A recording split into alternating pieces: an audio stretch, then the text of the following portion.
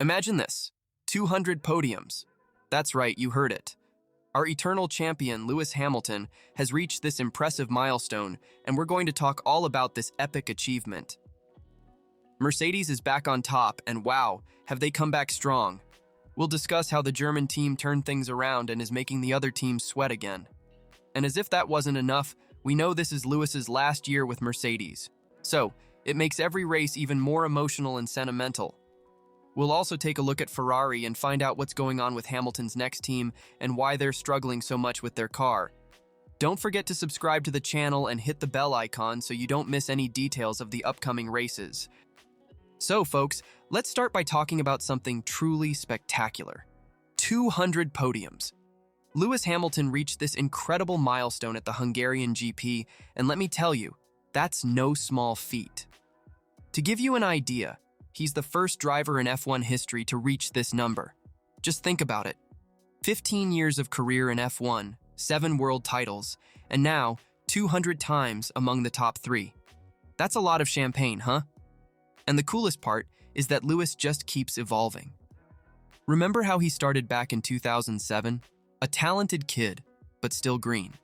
Now we have a complete driver who can read a race like no one else and still has that rookie hunger.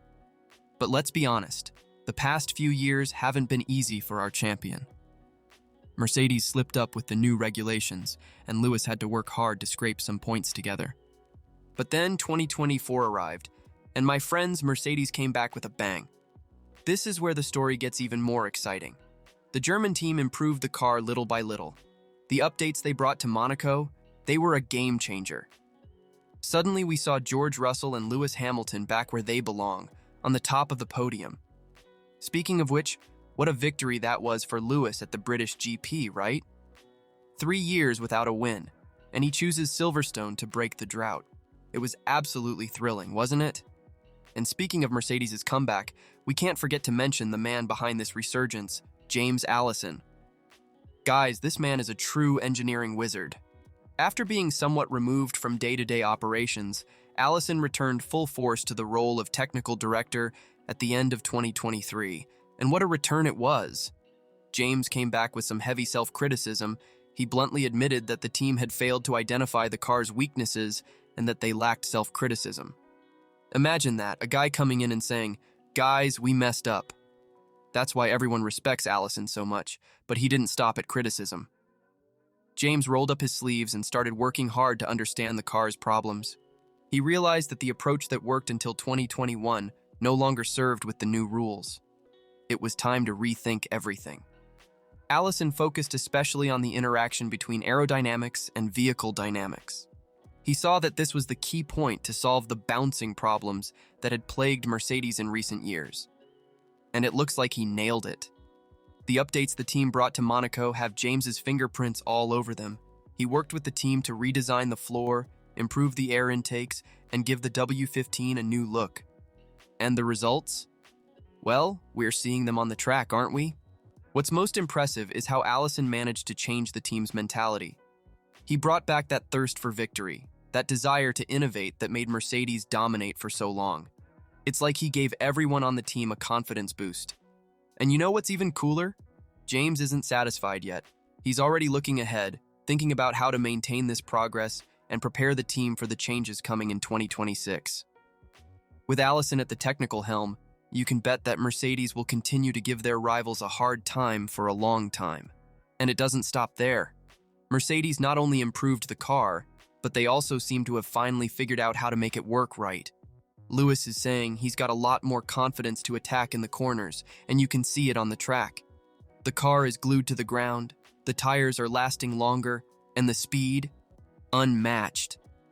Just look at what Lewis himself said after the podium in Hungary. "We're consistent now, and that's crucial." And he's right. It's no use having a rocket if it only works occasionally, right? And what about the upcoming races?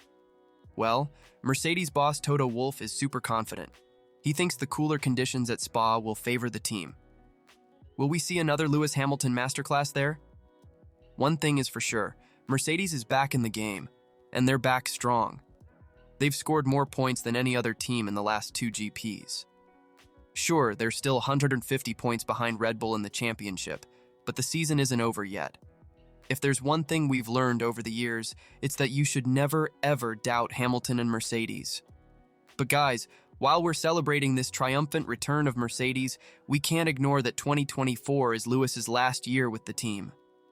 Yeah, I know it hurts just to think about it, right? After so many years of an incredible partnership, are we witnessing the final moments of this historic duo? How are you feeling, folks? Heart racing like an F1 engine? But check this out. There's talk that Mercedes has its eyes on Verstappen. Sounds crazy, right? I don't think anyone would like to see Verstappen at Mercedes, but let's be honest. No one can replace Lewis just like that. The man is practically synonymous with Mercedes in modern F1. 7 world titles, record after record, a partnership that redefined what dominance means in Formula One. It's no wonder Toto Wolff is always praising Lewis, talking about his importance not just as a driver, but as an inspiring figure on and off the track.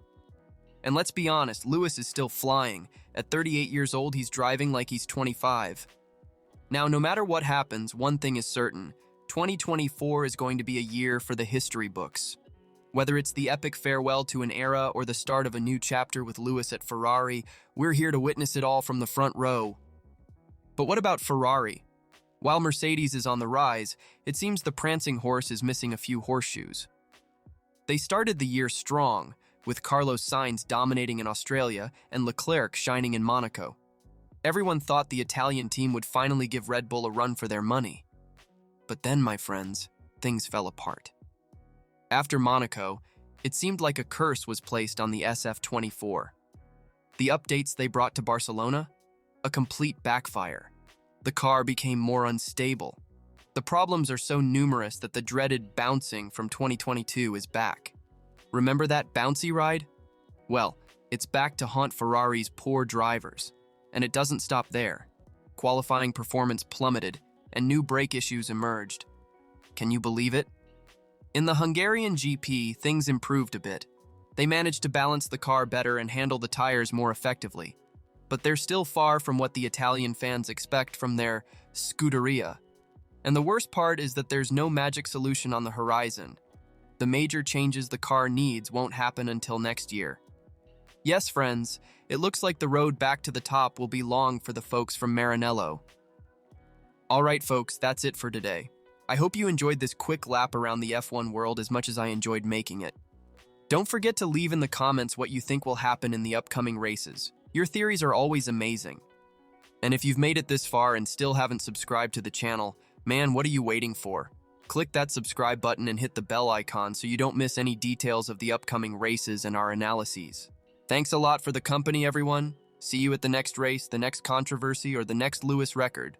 Until next time.